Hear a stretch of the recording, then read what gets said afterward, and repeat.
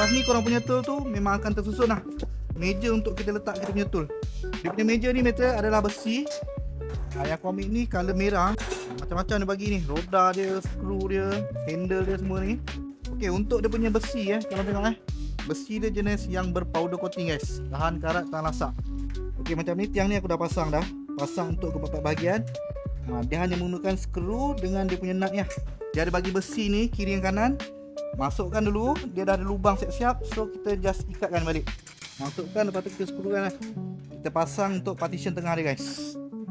Ni dia dah ada lubang Nak pakai bawah sekali ke atas sekali, macam aku pasang yang tengah-tengah.